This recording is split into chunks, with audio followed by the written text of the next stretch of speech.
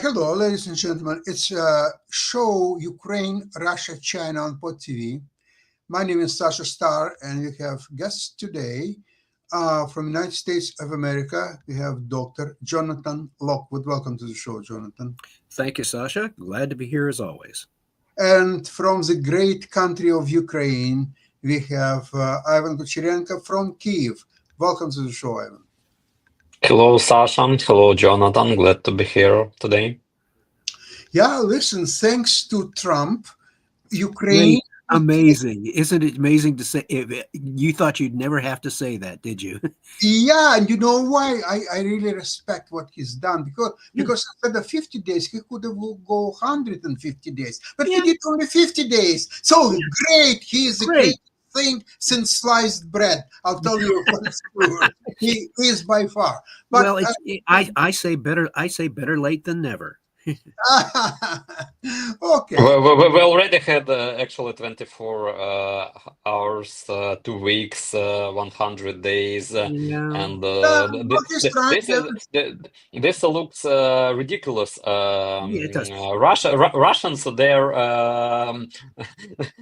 they're humiliating from Donald Trump. You heard the speech of so-called foreign minister of Russia, Lavrov. He humiliates Trump. And what is remarkable that during the last conversation of Putin and Trump, there was information that Putin plans to capture more Ukrainian territories in 60 days. And that conversation was like around 10 days ago. So Donald Trump now gives him 50 days to capture Ukrainian territories, and after that he will implement. This is so. Yeah, it is.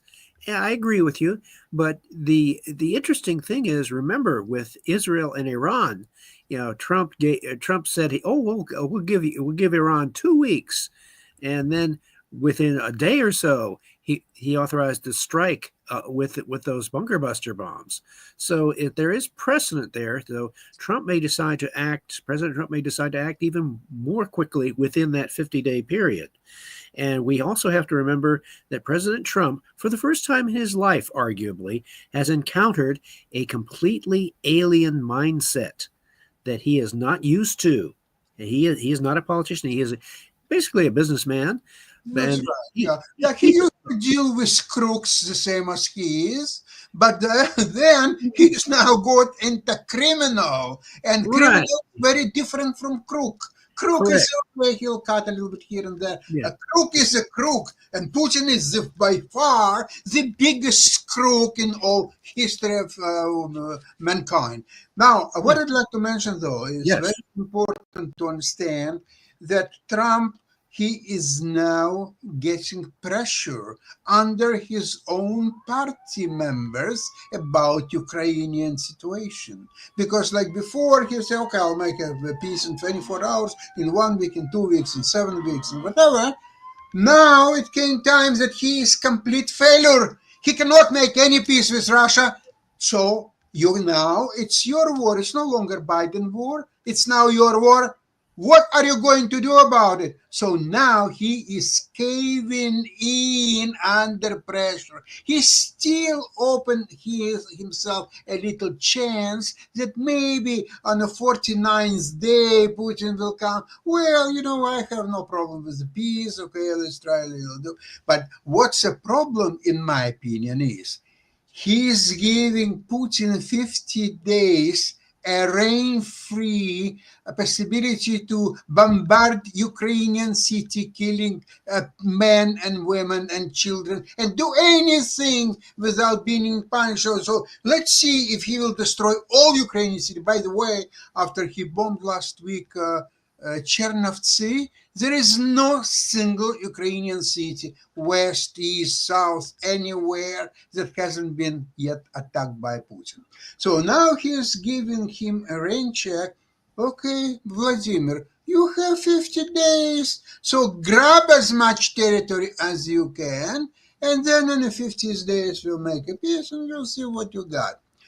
The other side of the coin, though, is that if Trump, we'll see it this week, in our next program on Friday, we will already discuss results of what Trump said, whether he said something just to say or whether it's real. We'll know it by Friday.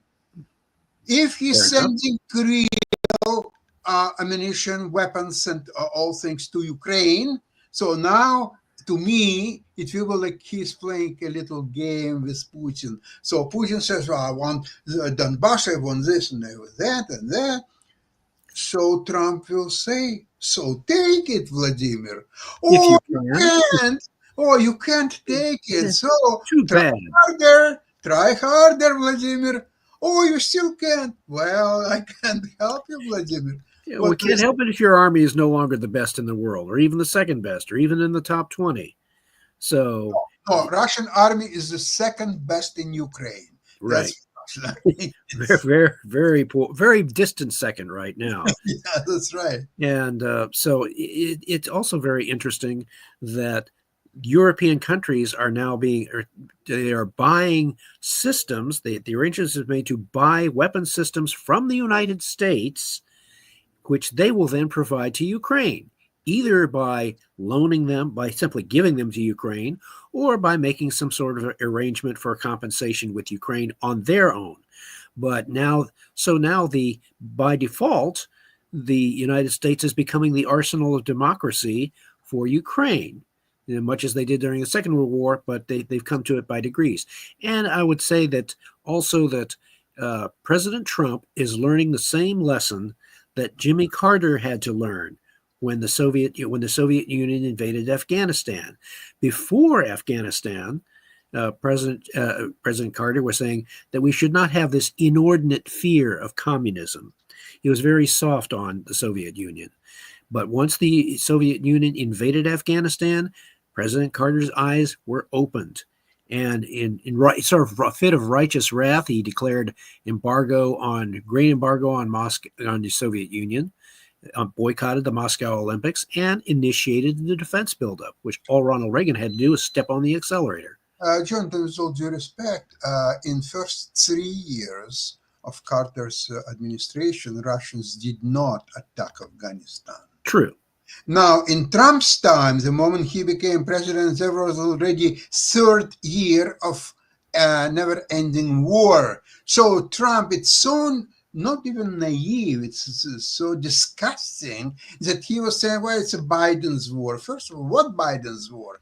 Did Biden fight in Ukraine? Did Biden send any soldiers to Ukraine? Absolutely not. So it's the same thing, Biden's war, as it's Trump's war, because Trump became president and replaced Biden. But nothing changed. It's still a war between Russia and Ukraine, and United States, at least under Biden, was helping, maybe not that much, but still helping Ukraine.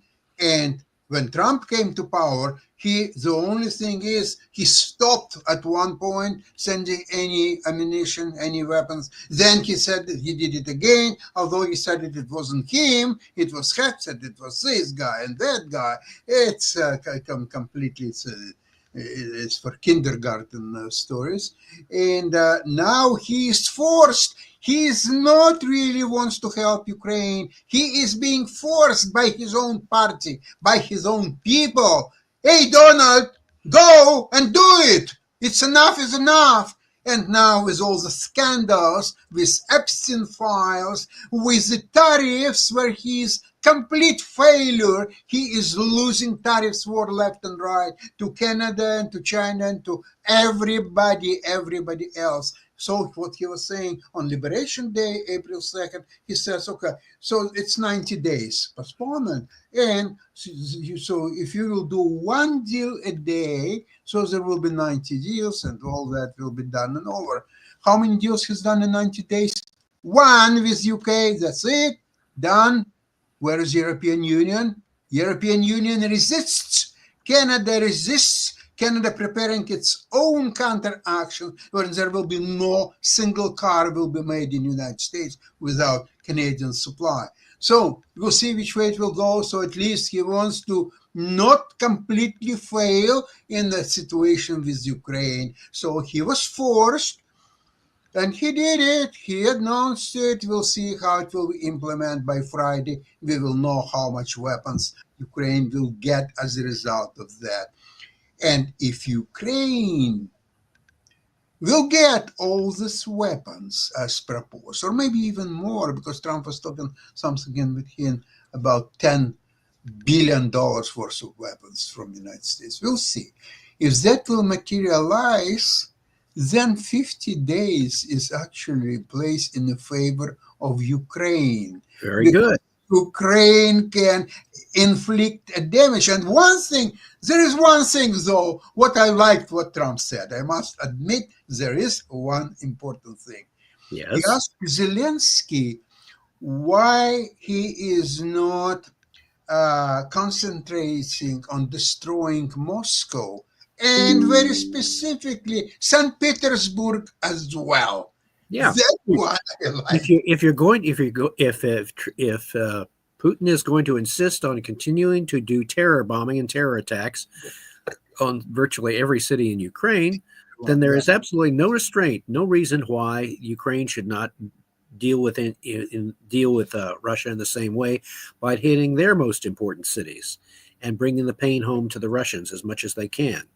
So there is absolutely, I have absolutely no argument with you on they should make and I still have confidence. I still have this lingering suspicion that Ukraine is saving its strategic reserves and looking for the best possible opportunity to hit the Kerch Bridge, make it completely useless, and essentially sever the link between Russia and Crimea, which would then isolate the Russian occupiers and leave them vulnerable to a Ukrainian counteroffensive that will force their surrender. And that will be a decisive moment in this war. Ukrainians already had a lot of very successful raids against Crimea and whatever is located there. Ivan, are you aware that there is anything of substance of Russian troops still remaining in Crimea? I didn't get any updates from Crimea, so what we can observe are regular attacks of Ukrainian unmanned drones over Crimea, and now Ukrainian forces have a new tactics when sea drones perform as drone carriers. Actually, they fly towards the what we've seen in during the Spiderweb operation when trucks performed the roles of drone carriers. With Crimea, it's even easier. It's close to Ukraine actually, and large unmanned sea drones. They swim towards the coasts of Crimea and then launch smaller FPV drones with explosives from them, and they regularly destroy Russian radar systems, Russian air defense, and other military objects. So it's a continuous war. But I didn't get any information about some major operations preparing in that direction. That would have been. But Ivan, yes, in that defense, the Ukrainians at this point, they have any operations, any preparations for a conceivable counteroffensive against Crimea. Other than the attacks that they've been conducting, they just for operational security, they would have to conceal the precise timing of that attack as much as possible.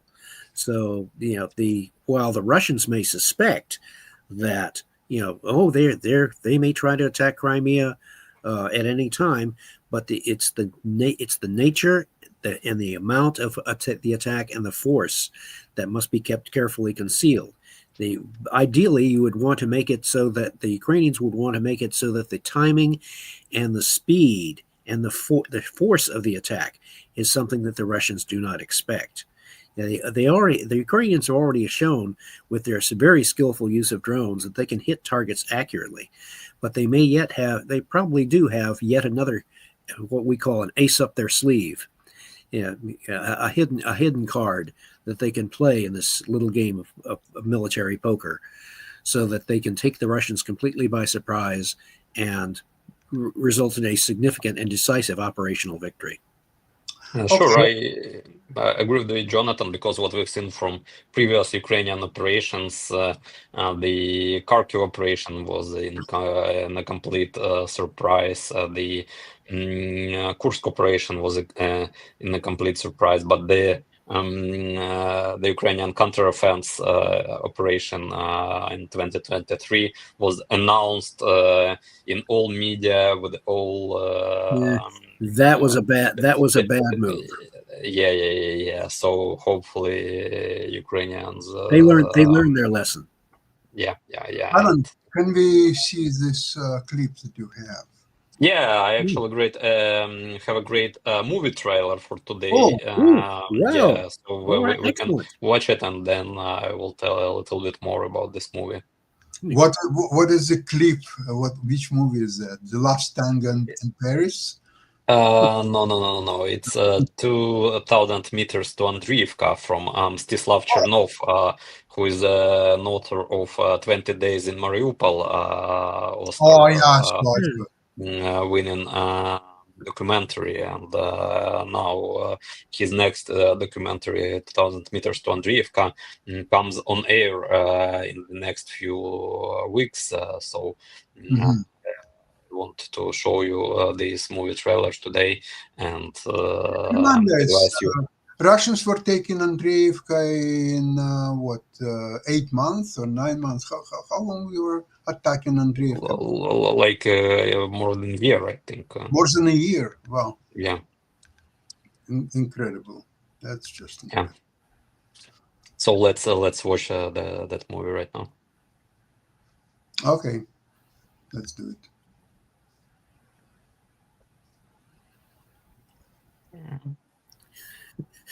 Wake up, Mark. Mark, we somebody go wake up, Mark. Maybe Mark. There he is.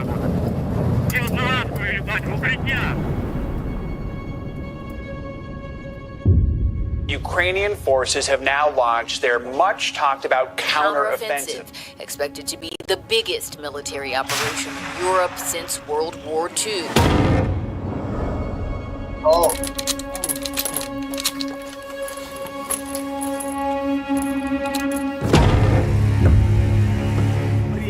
Дамо вліво, 100 метрів. Плюс, Федя. І дохай.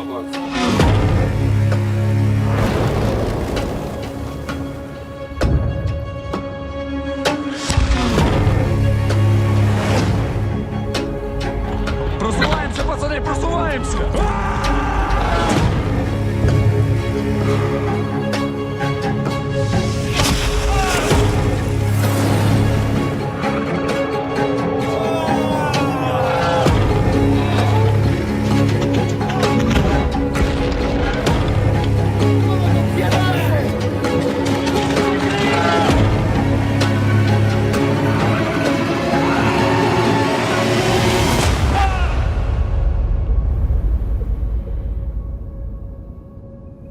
Шева, ну, блядь, улибнись, ну що ти такий кислий? Ну, Шеф, улибайся, улибаємося, ма. якщо ця війна буде до кінця нашого життя.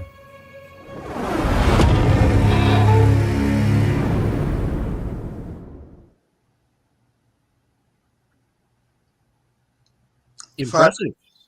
Yeah, it's a Sundance Festival movie, so it will become in time very, very popular movie everywhere. Oh yes, I have no doubt. Yeah, a lot of Sundance movies are made really big. By the way, remember an earlier comment from a number of shows back that, believe it or not, because I grew up with playing a lot of commercial war games. War games about every battle in history. There are companies here in the United States that produce war games for public consumption, purchase, and so forth. Every battle in history, you can buy a war game on every battle in history.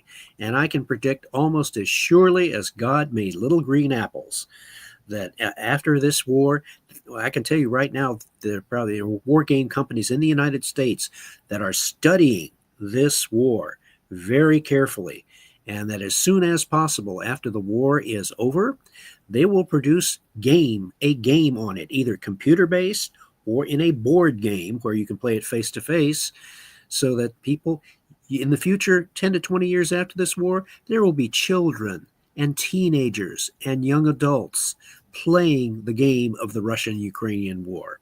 And their children and grandchildren. You bet. Exactly. Just like a lot of American teenagers and young adults play games about Gettysburg and the American Civil War and World War II. And so it's sort of it reflects the truth of what the American Civil War General Robert E. Lee for the Confederates once said: "It is well that war is so terrible. Otherwise, we should grow too fond of it." Well, I really hope very soon we will see a movie 2,000 meters before Moscow. Now that would be great development. wouldn't be so entertaining for the Russians, but it'd really be entertaining for the rest of the world.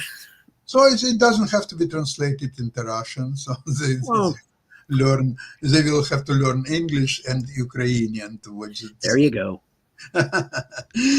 Ivan, tell me please how people in Kiev get this news, the Trump's speech, and what follows.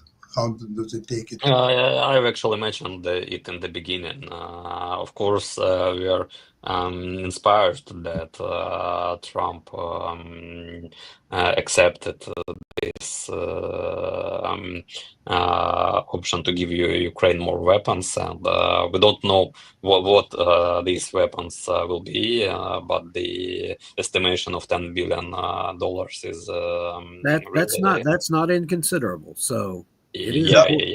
That's a great support for Ukraine, and a great shift in the situation when Trump tried to stop military support to Ukraine in order to make this peace deal with Putin. And he didn't work. Yeah, sorry. Yeah. But what for another part of this successful pressure formula over Russia. It's not only about weapons which Ukrainians will use to inflict more damage to Russia. It's about the Russian possibility to conduct this war, through Russian possibility to produce more weapons, to get more weapons from North Korea, from Iran, and to get components for the weapons from China. Obviously, it's about economy sanctions, and the opinion is that those sanctions, they should be implemented already, not in 50 days, not in 15 days, not even in 5 days. Putin already has broken all possible deadlines, all possible terms which Trump announced before that. Already there were 24 hours, 2 days, 2 weeks, 100 days, and then 10 days, and 10 days more, and now we are talking about 50 days. This sounds ridiculous, and what I said in the beginning, that Russians are humiliating from Trump. On the other side, our show is not only about Russia, Ukraine, but also about China. And on the other side, China said that they will support Trump. They will support Putin, and they will support Russia after this announcement from Donald Trump.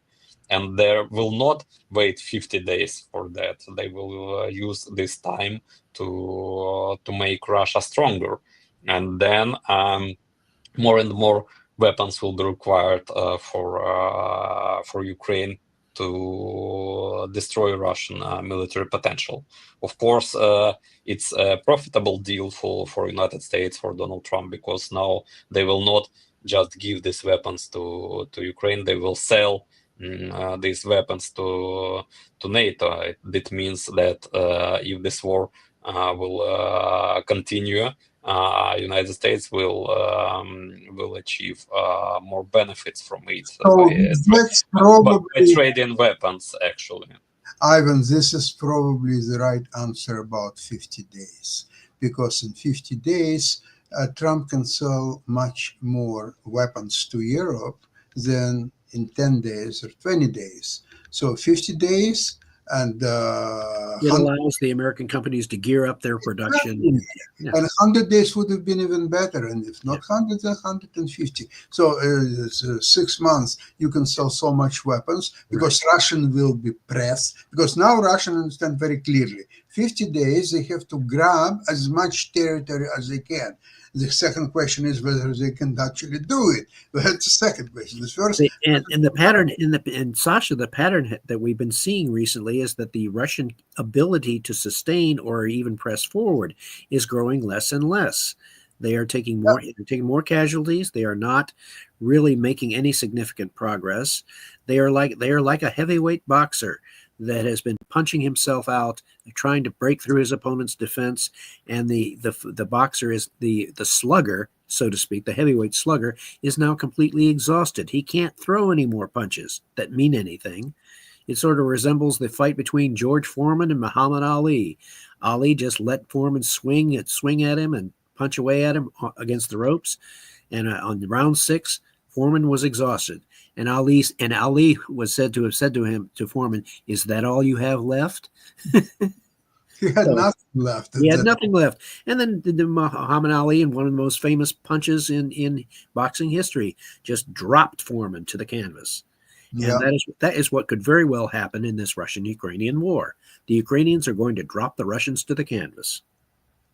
Yeah, I wish China would be more careful in their announcements, especially supporting Russia. They should be more careful because there is still unfinished business on tariffs between China and the United States, and the new tariffs are being prepared. So I don't know if China is so confident that it will be unscathed by all kinds of tariffs from U.S. What do you think?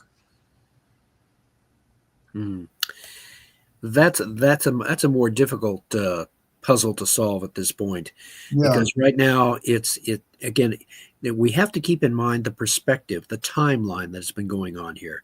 President Trump and his administration, they have been working at a frenetic pace compared with previous administrations when you look at it in historical context.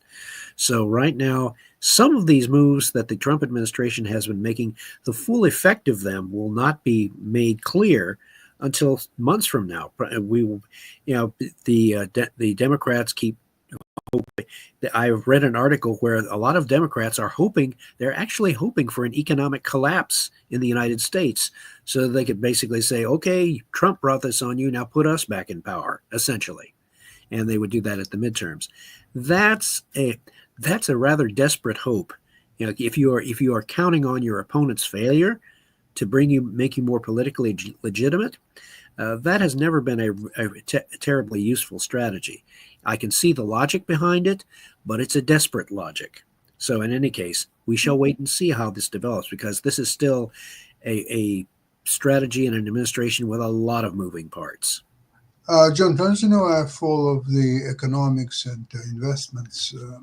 So I want to tell you something very interesting, that a while ago, Trump forbade companies like NVIDIA, which is one of my core holdings. I won't ask you how many shares. to sell any H20 chips to China. And of course, he had to stop selling these chips. Then Jensen, just a few days ago, he was in Washington and he talked to Trump. And he said to Trump is that China, because of the absence of or our inability to sell the chips, they're developing their own chip. And trust me, with all the incremental developments in technologies, their chip will be very soon more powerful and better than ours. So we have to develop new chips, but while developing new chips, we must sell the older chips just as well, especially if China is still willing to buy them. I'm not even sure about that. And technologically, China is now really exceeding anything what U.S.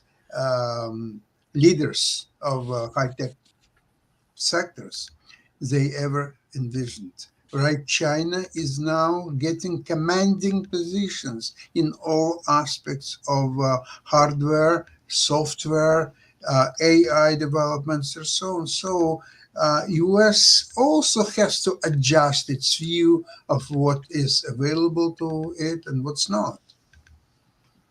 Unfortunately, that's a reality. China is doing very, very well as a technological superpower. In certain categories, they're already exceeding United States, unfortunately. And it will be interesting to see how the United States corporations respond to that challenge. It's They a challenge. It's a And challenge. it is not set in stone. It is not made permanent. So we'll see how the United States Yes. responds. So Right and now, that's really just as much up to American corporations and technological leaders, more so than the government itself. but government should not be on the way of the American corporations. Telling them, They need to step out of the way of American corporations and allow them to innovate as much as possible. And given Trump's businessman mindset, he will soon, if he has not already realized it, he may be well in the process of unleashing American technology and unleashing American corporations to, in fact, respond to the competitive threat that you have mentioned. yeah, okay, hopefully that will happen. Right now, there is more and more talk about cooperation between Ukrainian companies that produce drones and other very sophisticated equipment from US companies, huge interest, German companies, other European companies, Norway, Sweden now trying to incorporate themselves into this process. And what's interesting is that in recent interview, Valery Zaluzhny, General Zaluzhny, he mentioned importance of technological advances. And what he is saying now, that situation has changed. It's no longer a war as it was in 2022-23. It's now war 2025. It's a different war, and nor Europeans nor Americans understand what kind of war it is. It's very different. So whatever Pentagon's budget is, $1 trillion or so, to produce all this carriers and all the tanks and all that stuff, it's garbage. It will be destroyed in first 15 seconds. U.S. didn't send more than 31 tanks, Abrams. They have now thousands of tanks available, and they will keep it until what time? Forever? That's really funny. Yeah, the interesting thing I find about the Pentagon's budget that I would question, the logic that has the phrase that has been used is that the Pentagon, one of their goals is to achieve what they call full spectrum dominance. Now, that full spectrum dominance, that phrase to me, that's not a strategy. It does not prioritize anything. What it does is, if you really look into the meaning of that, what full spectrum dominance really translates into is more of everything is better. So it doesn't say it basically justifies unlimited military spending. And if you don't, and as it once been said, if everything is your priority, nothing is your priority. Absolutely right. And Ukrainians are showing the way. Yes. Ukrainian army may be not the strongest in the world, but it's the most advanced in the world. Yes. Everybody, Europeans and Americans, have to learn.